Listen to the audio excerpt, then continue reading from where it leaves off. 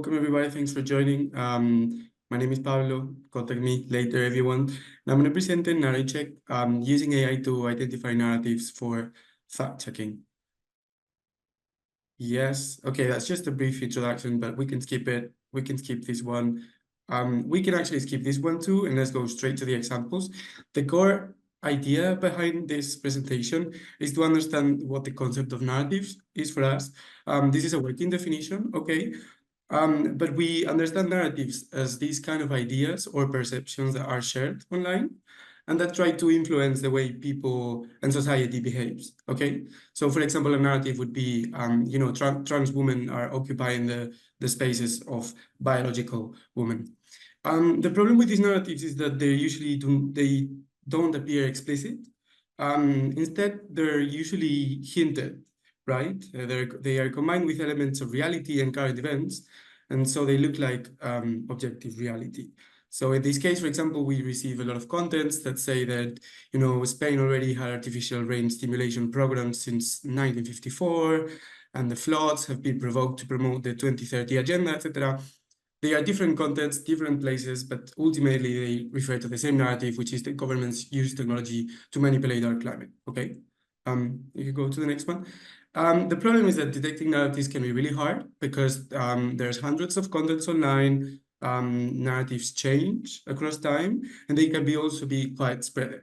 So it can be hard for a journalist to remember all this massive amount of online content to find their narratives. So our solution to that is NarrAIcheck. Yeah, so NarrAIcheck is an AI-powered dashboard that can be used to discover and analyze online narratives. This is a brief scheme of the pipeline. First, the content arrives for fact-checking. It is registered in our database, and then an algorithm extracts the narratives. A human approves the results. The narrative enters the dashboard, and then we can explore and compare different narratives. Yeah, you can go to the next one. Obviously, the core part here is the algorithm that follows these following parts. We extract data from the online post. This is usually a task of claim extraction, but also we extract some actors and institutions. We generate an embedding representation. We cluster those embeddings to find online contents that are similar. And then we ask an LLM to analyze those clusters, discard the contents that are unrelated, and suggest a narrative. And then this narrative is validated by a human, right? You can go to the next one. So this would be an example. Imagine we receive a content that says, the illegal Moroccan who murdered the 20-year-old girl in Pamplona received a state help of 800 euros despite having a criminal background. The algorithm is capable of identifying that this content belongs to at least two different narratives that we have already registered in our database.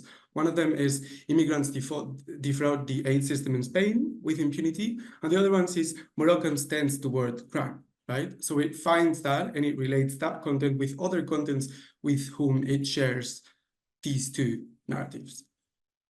You can go to the next one. Thank you. This is a brief show of what the dashboard looks like. We've got a card for each narrative with its title, and then we can see the different contents that belong to it, how many times we have received them, in which time span, the format they've been received through.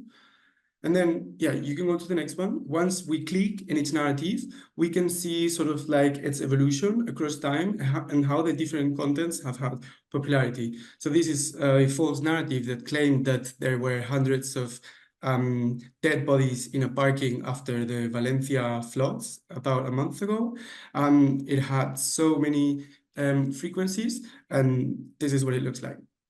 You can go to the next one.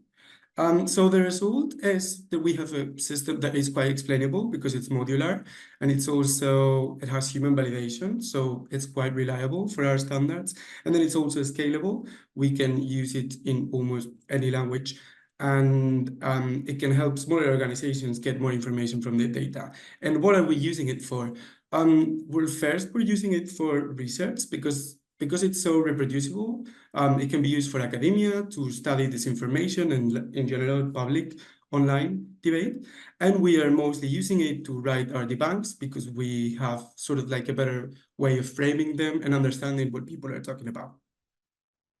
And that's it. Thank you so much.